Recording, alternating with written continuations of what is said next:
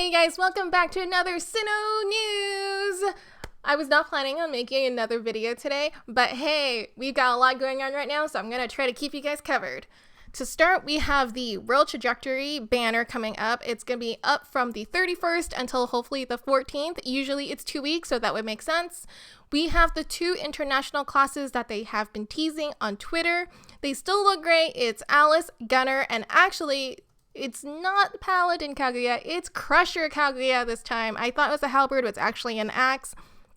So actually, let's take a look at these weapons themselves, and then we'll also take a look at the classes on the way. So to start, let's take a look at the bow.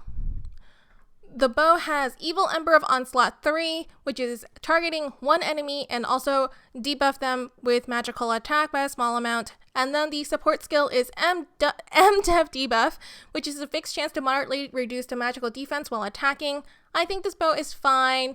It's okay. We all know that we are not rolling for these weapons. We're rolling for the classes. I feel like we should be expecting this already, that the weapons that come with the classes are usually weaker. So I'm not surprised about this.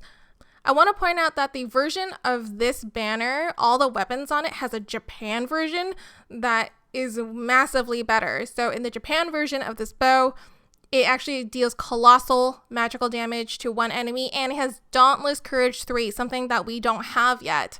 But like, if you imagine, if we got all of the versions that they had in Japan, our game would be broken with this banner. So, you know, it kind of makes sense that the skills are different. I'm just glad we're getting the classes because they look really, really cool. And then taking a look at Alice herself, she again is a gunner, but I really, really like the outfit she is on right now. The buns themselves has like the blue flame, and you can see it in the SD model as well. It kind of like represents the flame that she usually has in all her other class images, but this time it's like the ribbons of the bows in her hair. That's really cute. I love it. So looking at the stats here themselves, it looks like we're going to get 1, 2, 3, 4, 5, 6, 7, 800 stats if you get her with the Arcana. That is great. They're all magical stats, magic attack and defense, and you'll see in Kaguya it's very similar as well, but it's physical instead, and it still has a sneaky cost +1 at level 10 here that you really, really want to get. Let's take a look at the axe now. We have Lightning of Assault here that deals physical damage to 1 to 2 enemies, and it buffs the wielder as well. I think this is actually slightly better than the bow, just because it does 1.5 enemies and it's a buff instead of a debuff. But again, there's a Japan version of this that is just like infinitely better. It is like Dauntless Courage 3, and it's dealing great damage to 1 or 3 enemies, and then recover some of your own HP.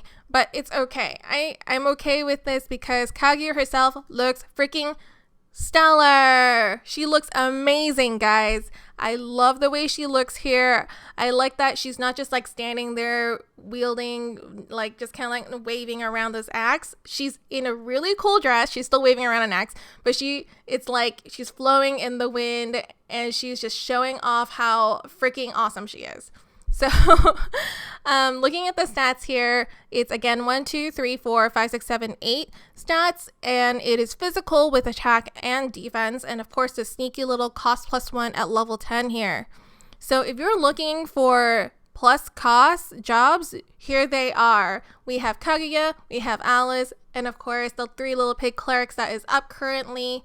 Get them while you can, because once they're gone, it's good. I don't know when next time you're gonna get this max cost increase again. I just want to put in a caveat saying that this website is not by the developers, and so these kind of stats could change. Like if we'd known before that Little Pigs was gonna change to cost +2, I think more people would have rolled on it. I mean, they can still roll on it now, but we have been misinformed before by looking at this kind of information ahead of time. And so I would probably be careful with that and double check the stats when the banner actually releases tomorrow. Now let's take a look at the other 2 items that are also in here, which is the Immortal Flute and Innocent Eyes. Starting with Immortal Flute, it's an instrument that has Sorcerer's Waltz 4. It targets one ally with magical attack, which is actually pretty good considering we don't actually have enough, in my opinion, magical attack buffs. And even if it's one ally, it's a massive amount, so it's pretty good. And weapon repair itself is a pretty good support skill as well, so I would recommend a minstrel to roll for this if they are lacking magical attack in their call out team. And for Innocent Eyes, the artifact, I will have to be very, very honest with you. This is a good artifact, but I don't know anyone that runs artifacts. Like, it's not useful in call-out, so I don't know anyone that would invest in artifacts. But if you invest in artifacts, go for this one. It is so good. It has Dauntless Courage, and it targets 1 or 2 enemies and increase your own magical attack at the same time. It's great, but I'm never going to use this. I also want to point out that we talked about the Rite of Dancing Swords before. And these are the New Year classes that they sort of teased during the live broadcast as well. And I think this was going to overlap with the World Trajectory banner. So you're going to have a lot to roll on if you're interested in all these classes. Now, it looks like the Rite of Dancing Swords will be separated into 4 different banners. One of the banners is focused on just the classes themselves. So if you want these characters, Alice, Red, Cinderella, then go for this banner that has all 3 of them on it.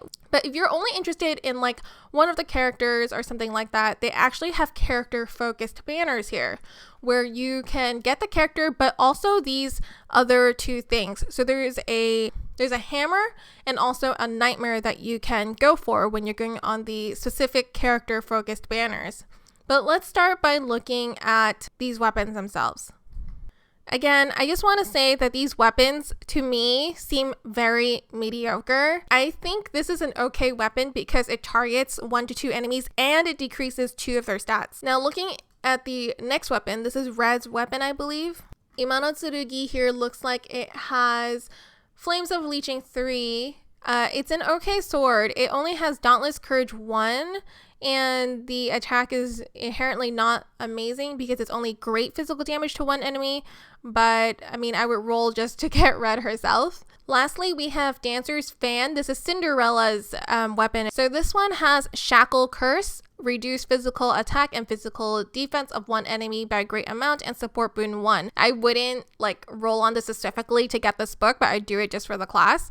This book is very similar to the Roster of Brutality that we got recently, but slightly worse. So all in all, I think these weapons are meh, but I would do it for the classes because they're so freaking pretty. We'll get to the classes in a little bit, but I just want to cover the 2 other featured items that are in these individual banners. So here we have, excuse my terrible Japanese. So we have the first thing here, which is Mumeto. So this hammer that looks like a sword is okay. It's definitely not a must-have. But I think it can fill out your arsenal if you don't have enough L hammers. You see what they did? L hammers in your arsenal. Lastly, for the banner, we have Coco, Paul of Devotion. I mean, that sounds like she's a dog, right? Okay, so she does. It's like a werewolf body. And her story skill is Engulfing Shout 2, which is greatly reduced the effectiveness of enemy fire attack skills. The call skill is Rejecting the Slash 2, which is greatly reduced the effectiveness of enemy blade and hammer skills. I think this is going to come in handy. I've been seeing so many little red half nightmares out there just hammering away in Call-O that maybe this will actually help us get those little reds in check. And it also looks like her artwork is very similar to Odio in that she gains sight in one of her eyes after she evolves. Okay, now let's take a look at the classes. Starting with Alice Kimono, she is Crusher, and it looks like she gives you 1, 2, 3, 4, 5, 6, 7, 800 stats and 100 HP in between. Look at how beautiful her stance, her kimono, like, is everything. I am so mind blown. If I get killed by someone wearing that, I would die freaking happy. Oh, look at that in the SD model. It's kind of like pillowing. Oh, that's very fantastic. That's beautiful. Let's take a look at Red. Oh my god, she's so cute. She's freaking adorable. Okay, so Red is actually a sword wielder or blade. She also gives 1, 2, 3, 4, 5, 6, 7, 8 stats and 100 HP. These are exactly the same stats that Alice gives you, it looks like. And she also looks very good in SD model. I don't think it translated okay, but her illustration, nothing beats that adorable happy face that she has. And then lastly, we have Cinderella Kimono. She is a sorcerer, like I mentioned before. She looks really cool in this one. She's got that, I really like that really long swirly hair that's going on here. And she looks, even though she has a sword, obviously, right here, she's gonna beat you up with the fan instead. She's like ready to just like slice you up or blow some hurricanes at you and just beat you up with that. So for her stats, she only has 4 stats, and then she gives a ton of HP if you're interested in that. Whoa, okay, look at this SD model. Look at those the chest area is very enhanced on this SD model, and it looks good. I just want to say lastly, we still have Ogre coming up. We still have more New Year's stuff coming up. We have Box of Grimoire coming up. And of course, the second more Twilight Crystal promo that's also happening on the 31st. And there's this surprising thing here called, the Dark Loner. But it looks like it's going to be a Twilight Crystal purchase bonus, similar to the package that's with Cecilia currently. So you can buy the Nightmare straight out with some Twilight Crystals. Anyways, that's it. That's all I've got for you guys today. I hope that was helpful. I mean, keep in mind that all of this is not official information yet. It's not even posted from devs, so it might change. Keep that in mind. We'll actually know when everything comes out tomorrow night. Keep your eyes peeled, and thank you for watching. Please don't forget to like, comment, subscribe. Please, I really appreciate that. Have a good night. Bye.